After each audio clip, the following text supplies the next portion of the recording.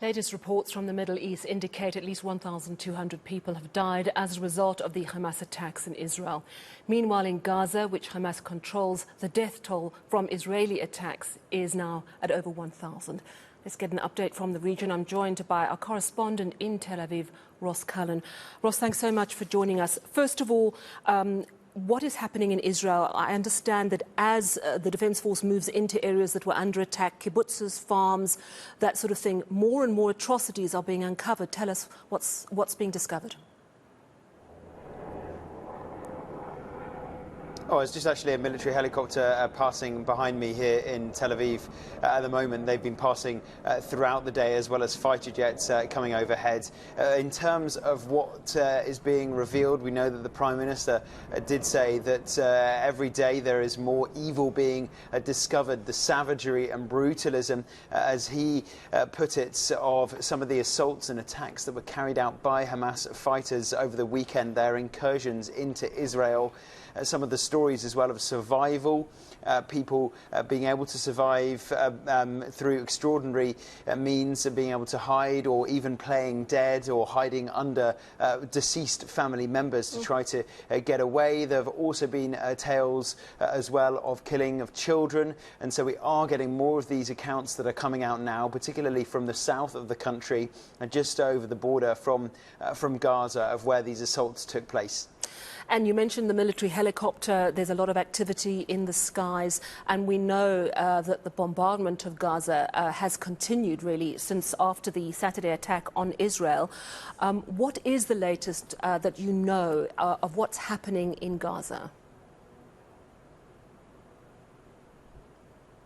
Well, we know that there is real pressure on the fuel supply, believed to have run out now, because after Israel cut off, we did hear the defence minister saying that he said Hamas have acted like animals, and so we will respond accordingly, cutting off fuel and medicine. Then it would rely on how much fuel is in Gaza's reserve generators to be able to keep those going, and that is believed to be under real pressure now. In Gaza, the number of people who've lost their lives, more than 1,000 now in Israel's retaliatory airstrikes, which began after the original rockets and the gun and assaults that happened, perpetrated by Hamas on Saturday into Israel. Then we had the retaliatory barrage of strikes, which have been going on almost daily, pummeling large parts of Gaza. Here inside Israel, we've had air raid sirens this afternoon, with people scattering in the streets, and we ourselves headed straight for the nearest bomb shelter here. And then it was the thump of those missile defence systems in Tel Aviv, intercepting rockets heading in this direction. And so there is real pressure still being applied by Hamas on Israel with this rocket strikes, and undoubted heavy pressure from Israel in its retaliatory airstrikes on the Gaza Strip. So growing concerns about the humanitarian situation in Gaza, also concern about the at least 100 hostages that are still being held. Has there been any new information about them today? Yeah, that's right. That was one of the most concerning issues in the immediate aftermath of Hamas's attack.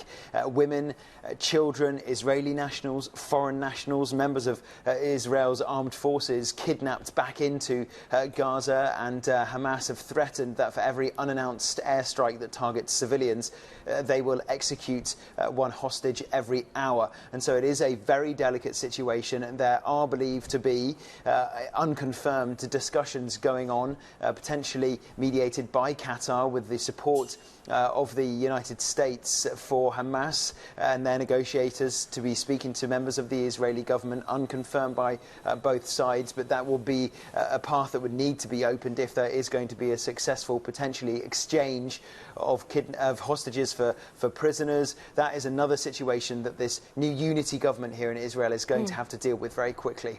Yeah, it's such an extraordinary situation that obviously there has to be some form of negotiation to try and free or exchange these hostages, but at the same time a war cabinet's being formed, and there's much talk that Israel is going to launch a ground offensive very soon. Any update on that? Yeah, well, what I can tell you, Sally, is that more than 300,000 people across the country called up reservists. I was speaking to someone just this afternoon who works in finance services here in Israel, is a member of the reservists, and so he was called up. Somebody else, my colleague was speaking to, who works in catering, happens to be a reservist, and so he's also been called up, mobilised for this potential ground incursion into Gaza. That is something that is very possible. We know that there are tens of thousands of troops massing down in southern Israel around Gaza in potentially a possible ground invasion there of that Palestinian territory. So that is something that this new war cabinet and unity government, with the members of the government like Prime Minister Benjamin Netanyahu and opposition leaders coming together to try to discuss that. All other matters of government business, all other parliament legislation unrelated to the war, paused for now. The conflict is the only topic of discussion for the government. All right, thank you so much for that update. Much appreciated. Ross Cullen, our correspondent, coming to us live from Tel Aviv in Israel this evening.